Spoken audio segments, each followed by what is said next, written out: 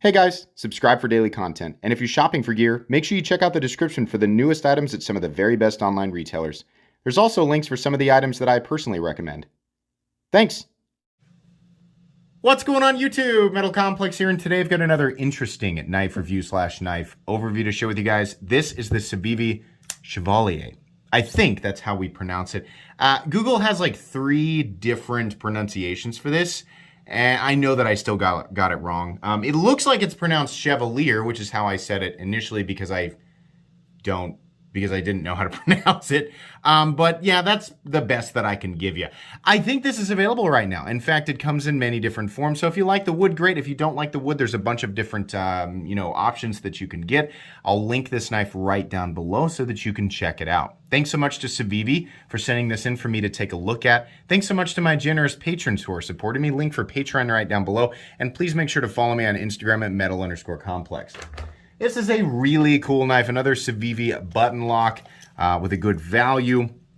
Overall length of the Chevalier, which I'm going to mispronounce worse and worse and worse as we go along because I had it fresh in my mind when we started the video.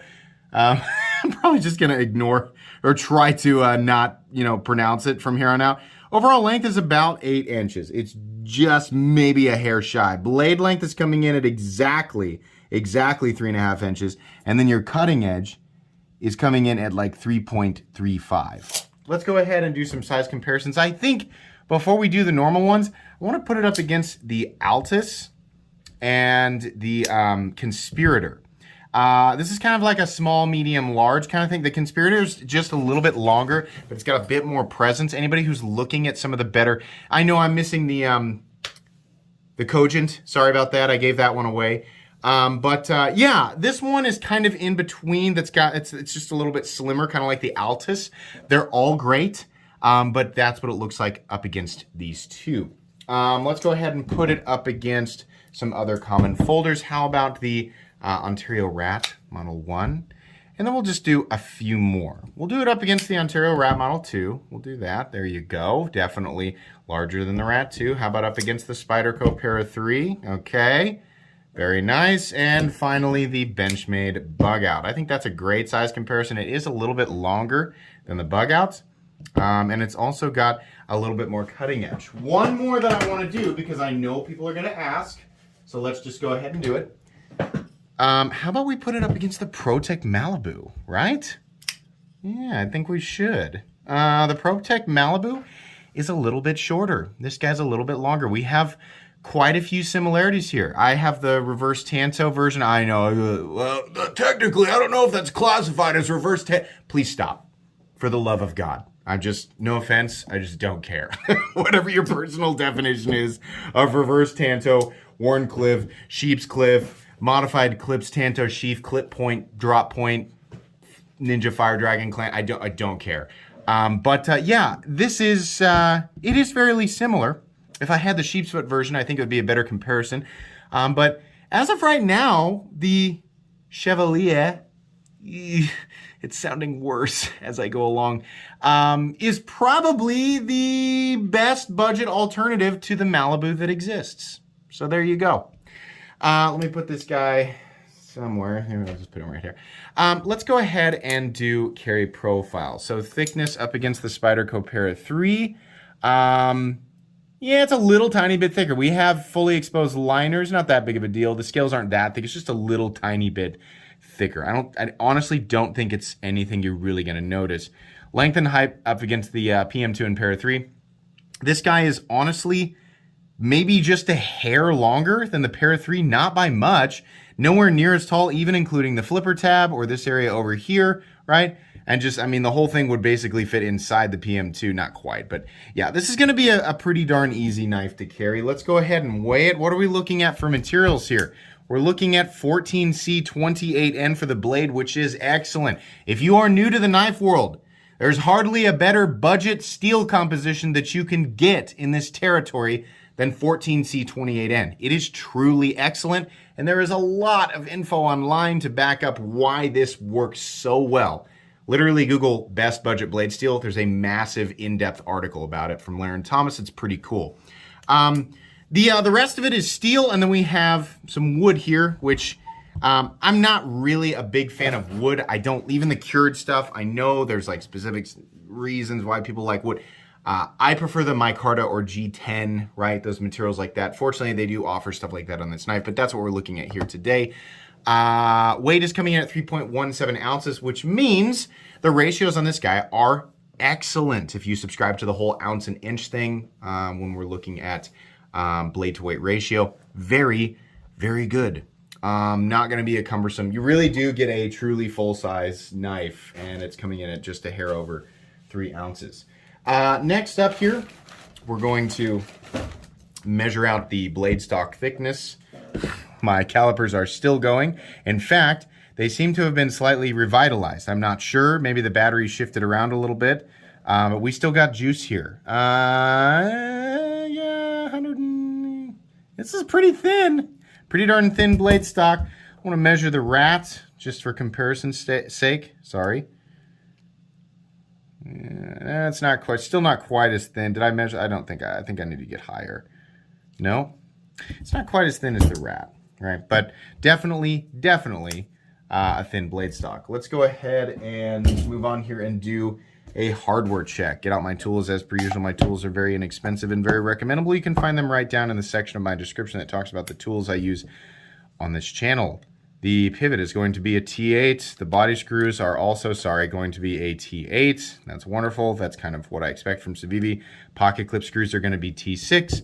That's fine. This is typical Civivi construction. Very simple, very easy to disassemble. I have no issue with this whatsoever. Let's go ahead and move into the meat and potatoes of this review. So this is a button lock. The deployment on it is great. The D10 is great, right? Or what is serving as the D10 because it's a plunge lock. And if you don't know what I'm talking about, that's right there, right? There's the slot in the tang where that cylinder slides into place right there.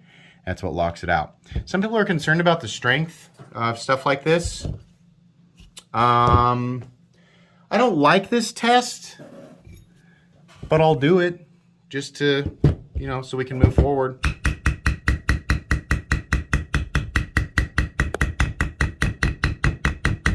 It's fine. Let's, anything beyond that, like people are like, well, okay, but can you go out and try and like pry up some railroad tracks with it real quick? Because I need to know for sure. That's dumb. What I did right there, what I did with that block of wood is already dumb. It's already a stupid test, right? But I did it, right? So we have no lockup issues. We have no up, down, left to right blade play. Plunge locks are fine. Anomalies happen. If you're sitting there thinking, I had a plunge lock one time that disengaged. Look to your right and then look to your left. There's a Ralph and a Frank on one or both sides who had a liner lock disengage or a frame lock disengage or a back lock disengage. It's going to happen sometimes. It's pretty rare. Most of the time, everything's going to work the way that it's intended. And I mean, in the case of Civivi, like 99.9999% of the time. So stop worrying about plunge lock solidity. If you're really worried about it failing, I think the greater question is, what do you plan to do with it? Because it sounds like you're going to do something that would require a different tool besides a knife. This has a fuller, which means you can use the fuller to do the reverse flick. That's something that I really like. A lot of people say, why didn't we do a thumb stud opener? Why didn't we do? That's why I like the Altus, right? It's a button lock and a thumb stud opener. This guy's got the flipper, much like the Conspirator. We have the flipper, and then we have the fuller. Here's something that I really like about this knife over this one. The detent is just a little bit heavier, or whatever is serving as the detent is basically, I think it's just the pressure pull-off from the plunge lock. This guy just feels a little more pull and snap. This is more of a, it's kind of more of a sluggish, I don't know, it's got a weaker pull-off. This guy feels a little bit better, and I like that. They might be, individually, some of you out there might have a Conspirator that's a bit heavier. Maybe you've got one of these guys that's a bit lighter. That's what I noticed right off the back. It also could be the leverage that I'm getting from the flipper tab, even though they appear to be shaped exactly the same. But perhaps that's why it feels better. Maybe it's just the shape of this blade. I don't know. But I do appreciate the nice long fuller, right, that you can use for the reverse flick, or just opening it up like a totally sane human being that's not, sitting in a mall on a bench flipping their knife open and closed in front of a Build-A-Bear workshop. That's weird. But yeah, feels good. Ergonomically, also wonderful. There's only one issue with the ergonomics, and it's, once again, the pocket clip. These pocket clips aren't bad. A lot of people think that I just hate them and I want to throw them all in an infinitely burning lake of fire. That's not quite true. This is about a B- pocket clip. I just don't like the big gooseneck bill thing, right? They're obviously working just fine because Civivi keeps using them. They carry deep enough, right? It's not really that big of a deal. That's the first thing I feel when I rip down on this, right? Not terrible, but could be better, definitely. Outside of that, chamfering's nice. This is real slippery. Another reason that I really don't like wood. Even when it's textured, it just doesn't feel all that great. I also don't like that inevitably, no matter how well it's cured, it will expand and contract at some point versus materials like micarta or G10, right? That's the main reason that I don't like wood. That, and it kind of looks like, this is just me. If you like wood, that's fine. But wood just, I don't know. I'm somebody who appreciates a more modern look with a knife, and wood doesn't give it a modern look. So if you like a traditional look, you're gonna like this more than the other materials. I don't. Yeah, as far as utility goes, micarta and G10 should perform better, especially G10, because it does not get slippery when it's wet. This is okay. The ergonomics are going to lock you in the best, and the ergonomics are very, very good. The chamfering is very nice all the way around. Just really like it. The button is, for the most part, recessed. It sticks up just a little bit when the blade is out, and I think no, it actually sits perfectly flush. Come on now. Perfectly flush when the blade is in the closed position. So there you go. The blade is, as far as I know, there's no danger in saying sheep's foot here, but I'm sure somebody will argue, so argue away. I won't read it. I'm sorry. The blade shape thing is getting out of control in my comments section. But yeah, really nice blade. This is exactly the type of blade that I love for EDC, right?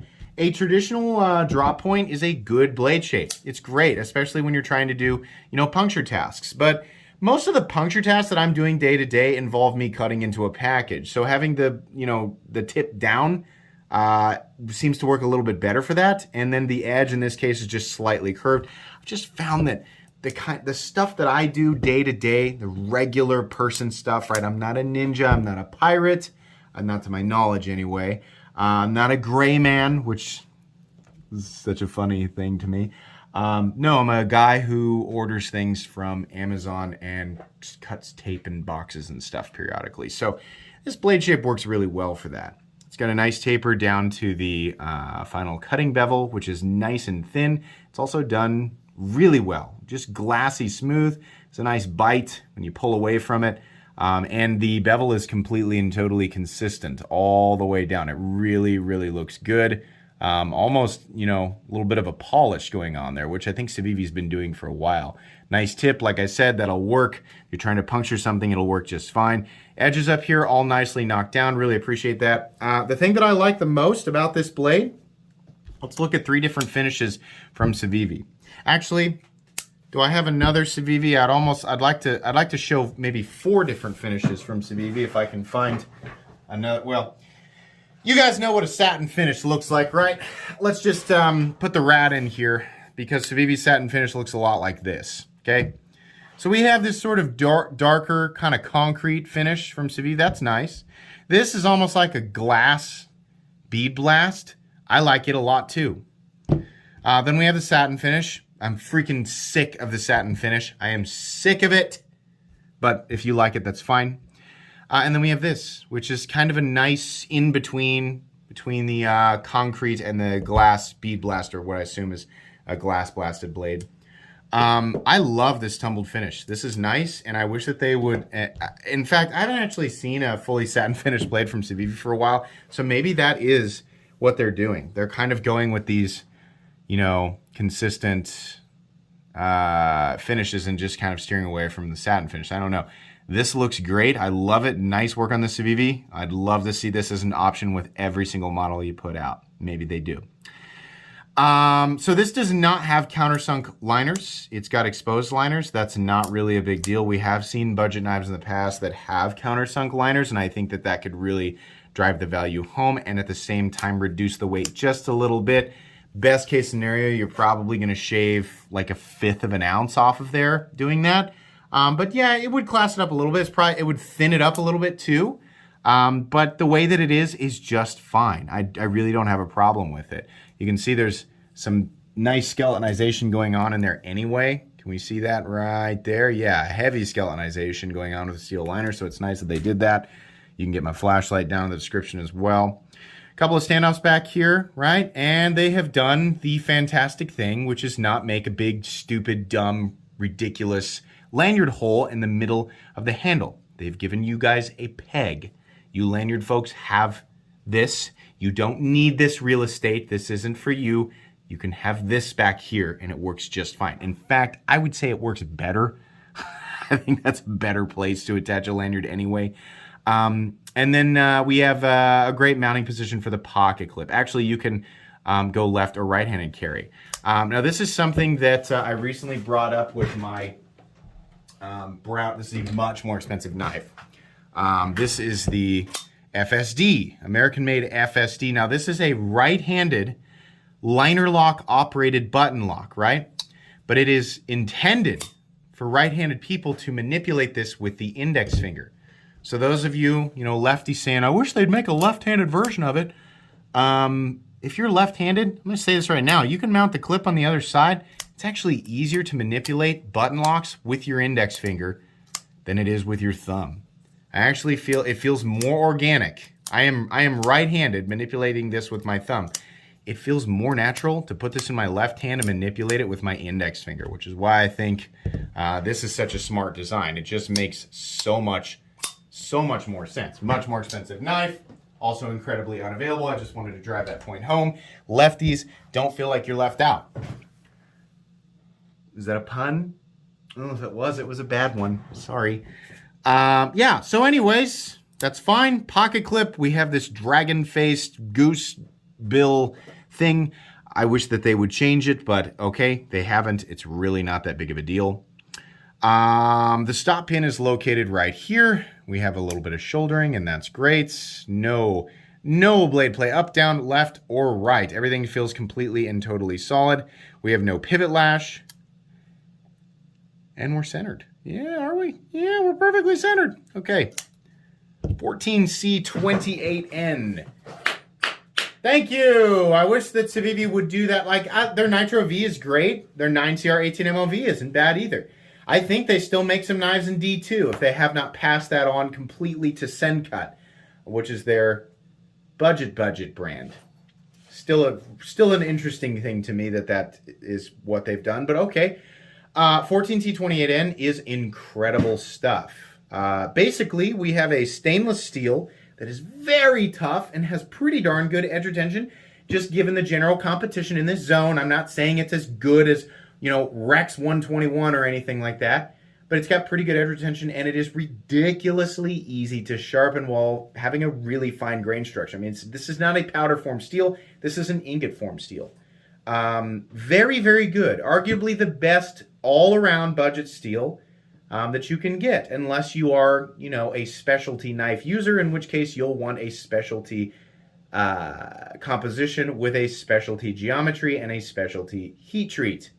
Probably not looking in the budget territory, are we? So maybe let's not make... I love arguing with imaginary people. Because imaginary people can, in my own mind, come up with the most ridiculous arguments, and then I get to drop a sledgehammer and be like, no, that's stupid, and here's why. And then feel good about it afterwards, right? Anyways, all the way around, probably one of the best budget knife steels that you can get. So that is excellent. The blade shape, ease of manipulation here, the size and weight, balance, etc., is all really fantastic. Truthfully, the only thing I don't like about this is the pocket clip. And like I said, it's still okay. Had they countersunk these steel liners, we would have reduced weight just a little bit and gotten the whole thing just a little bit thinner, but it likely would have increased the cost. Not by much, but maybe just a little bit.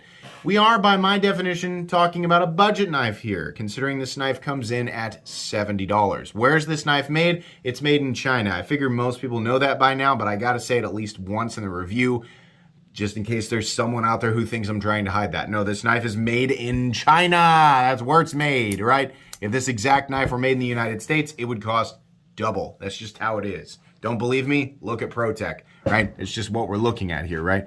But anyways, and yes, I know ProTech uses different materials. Sometimes it's more than double. Sometimes it's almost triple. Or actually, no, it is regularly. It's more than triple a ProTech knife. So yeah. Anyways, $70 is in budget territory by my definition. On this channel, anything that's under $75 is a budget knife. I think this is freaking great. And, you know, we'll put it right up there with, I said a long time ago, I thought that Civivi should really hammer the button lock thing. And they have. I'm sure that they planned to do that well before I suggested it.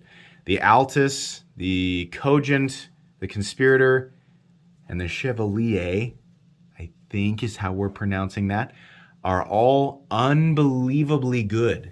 At least one of those. If you're looking for a button budget lock, there's a lot of choices out there now. But if you like Civivi, those are the ones to go with. This is you know, there's an argument that can be made for each one of those.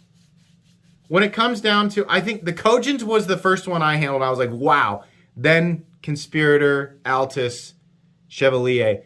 Yeah, it's hard to pick between those last three. I think they'll all speak to somebody, you know, but this is a good balance between, sorry, shaking the camera, a nice slender carry profile, a realistically good day-to-day utilitarian blade shape, excellent blade steel, execution of the blade. I mean, the black micarta version of this, or the dark gray or green or whatever it is, they look so handsome and classy and just straightforward utilitarian. Button locks are just wonderful, so easy to manipulate. If they did a thumb stud version of this, I think that would break that'd take the cake, right? Do a thumb stud, keep that fuller, extend it out just a little bit more. Huh? Anybody with me? Get rid of the flipper tab and put a thumb stud on this.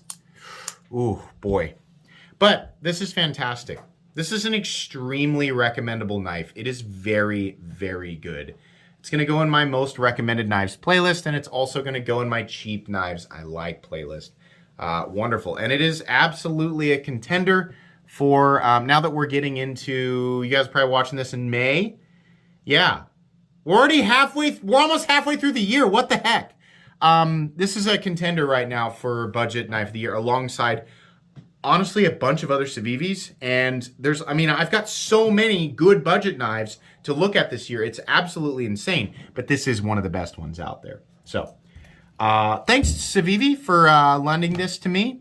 Or they didn't actually, no, they gave it to me. Thank you very much for giving it to me. I'll figure out what to do with it down the road.